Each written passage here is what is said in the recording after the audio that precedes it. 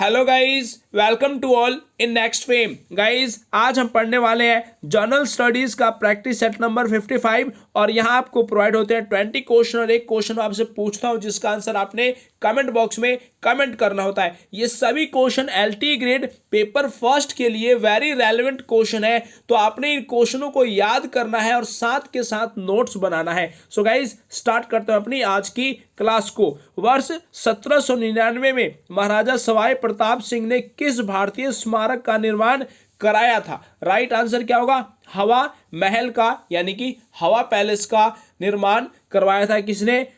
सवाई प्रताप सिंह ने। यह आपके लिए वेरी इंपॉर्टेंट है। साथ ही जयपुर की स्थापना किसने की? राइट आंसर क्या होगा?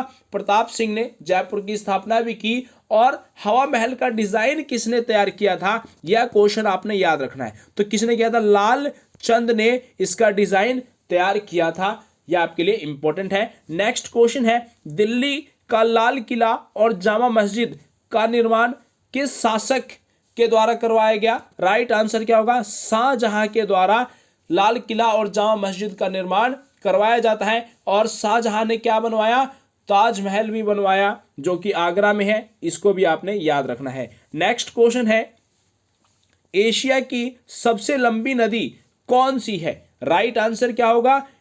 यांगत्जी एशिया की सबसे लंबी नदी है। और यह किस देश में है? तो यह चीन में है। और साथ ही यह चीन की भी लंबी नदी है। चीन भी एशिया में है, तो एशिया की सबसे लंबी नदी कौन सी है? यांगत्जी। और नील नदी दुनिया की सबसे लंबी नदी है। उसके बाद कौन सी आती है? अमेजन।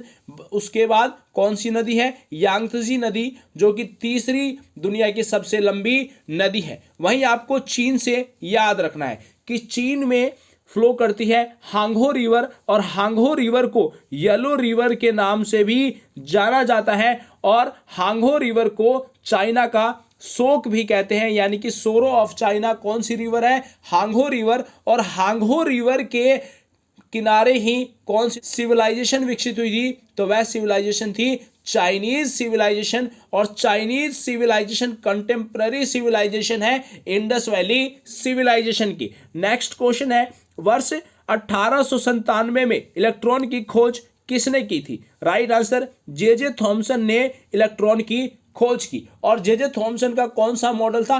Palm pudding model. इसको भी आपने याद रखना है। साथ ही न्यूट्रॉन की खोज किसने की? तो चैडविक ने न्यूट्रॉन की खोज की। और प्रोटॉन की खोज किसने की है? तो गोल्डस्टीन ने प्रोटॉन की खोज की है। न्यूक्लियस की खोज किसने की?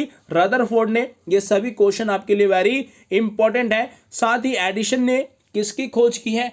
बल्ब का आविष्कार किया एडिसन ने। और टेस्ला ने ट्रांसफॉर्मर। वहीं आइजैक न्यूटन ने क्या दिया था? Law of motion. इसको भी आपने याद रखना है। नेक्स्ट क्वेश्चन है, भारत के लिए समुद्री मार्ग की खोज करने वाला प्रथम देश कौन सा था? राइट आंसर, पुर्तगाल प्रथम देश था जिसने भारत के लिए समुद्री मार्ग की खोज की थी। और भारत की खोज करने वाला व्यक्ति कौन था? 1498 में पुर्तगाली वास्को डिगामा ने भारत की खोज की। और ये कहाँ पहुंचता है? कालीकट पहुंचता है। और कालीकट में जमोरियन किंग होते हैं, उन्होंने इसका स्वागत किया था। नेक्स्ट क्वेश्चन है, गोवा के महत्वपूर्ण किले को बहमनियों से छीनने वाला प्रथम विजयनगर शासक कौन था? राइट आंसर, हरिहर द्वितीय ने गोवा को छीन लिया था बहमनियों से। इसको आपने याद रखना है। नेक्स्ट क्वेश्चन है, किसको उनकी एक्सरे की खोज के लिए 1901 में भौतिकी में पहला नोबेल पुरस्कार मिला था?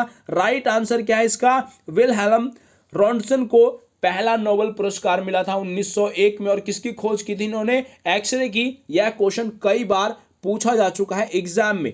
और वहीं आपको याद रखना नोबेल प्राइज से, कि नोबेल प्राइज किस कंट्री के द्वारा दिया जाता है? तो स्वीडन के द्वारा दिया जाता है नोबेल प्राइज। और यह किसकी याद में दिया जाता है? तो अल्फ्रेड नोबेल की याद में दिया जाता है नोबेल प्राइज। अल्फ्रेड नोबेल ने किसकी खोज की थी? डायनामाइट की। यह भी आपके लिए वेरी इंपॉर्टेंट क्वेश्चन है। और डायनामाइट में क्या पाया जाता है? नाइट्रोग्लिसरीन पाया जाता है डायनामाइट में। नेक्स्ट क्वेश्चन है, भारत की 14 प्रमुख बैंकों का राष्ट्रीयकरण किस वर्ष किया गया? राइट आंसर, 1969 में भारत के प्रमुख 14 बैंकों का नेशनलाइजेशन किया जाता है। और यह किसके टाइम पीरियड में किया गया? तो इंदिरा गांधी के टाइम पीरियड में किया जाता है नेशनलाइजेशन। वहीं आरबीआई कब नेशनलाइज होता है? 1949 में आरबीआई नेशनलाइज होता है। और आरबीआई एक्ट कब आता है? तो 1934 में। और आरबीआई की फॉर्मेशन कब होती है? 35 में। इसको भी आपने याद रखना है। नेक्स्ट क्वेश्चन है, शताब्दी एक्सप्रेस गाड़ी का नाम किसकी शतवर्षिकी को संबोधित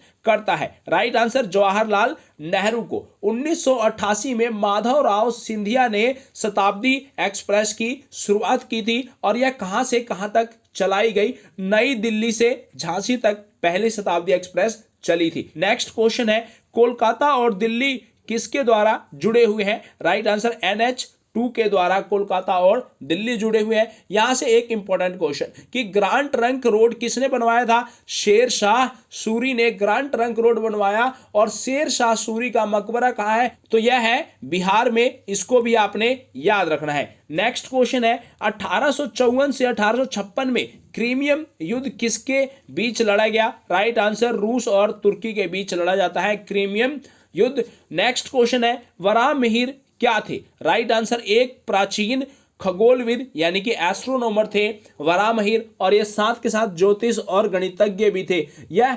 यशोधर्मन विक्रमादित्य के दरबार में 9 रत्नों में शामिल थे। यह भी आप याद रखेंगे। नेक्स्ट क्वेश्चन है, अफ्रीका में आस्वान डैम द्वारा बनाई गई झील कौन सी है? राइट आंसर, नैसार झील है जो कि आस्वान डैम द्वारा बनाई गई है। और यह आस्वान डैम किस नदी पर है? यह नील नदी पर है। और नील नदी दुनिया की सबसे लंबी नदी है। नील नदी कहां से निकलती है? तो यह विक्टोरिया झील से निकलती है। यह भी आपके लिए इंपॉर्टेंट है। नेक्स्ट क्वेश्चन है, किस पोषक तत्व की कमी से रतौंधी का रोग हो जाता है? राइट आंसर, विटामिन ए की कमी से रतौंधी का रोग हो जाता है। और यहां से इंपॉर्टेंट क्वेश्चन क्या याद रखना है कि मायोपिया डिजीज में कौन से लेंस का यूज किया जाता है? राइट आंसर, कॉनकेव लेंस का यूज किया जाता है मायोपिया में। और हाइपर मायोपिया में कौन से लेंस का यूज होता है? तो यहां होता है कॉन्वेक्स लेंस का यूज होता है। मायोपिया को हिंदी में क्या कहते हैं? निकट दृष्टि दोष। इसमें निकट की वस्तु दिखाई देती है परंतु दूर की नहीं दिखाई देती। और हाइपर मायोपिया में क्या बोलते हैं? दीर्घ दृष्टि दोष, जहां पर दूर की वस्तु दिखेगी और निकट की नहीं दिखती है। और इसको किससे ठीक किया जाता है? तो कॉन्वेक्स लेंस से। नेक्स्ट क्वेश्चन है, किसके शासनकाल में चीनी यात्री हैंसोंग भारत आए थे? राइट आंसर, हर्षवर्धन के शासनकाल में चीनी यात्री हैंसोंग आया था। और हैंसोंग को यात्रियों के सम्राट के नाम से भी जाना जाता है। साथ ही एक क्वेश्चन आपने याद रखना है कि हर्षवर्धन के दरबारी कवि कौन थे?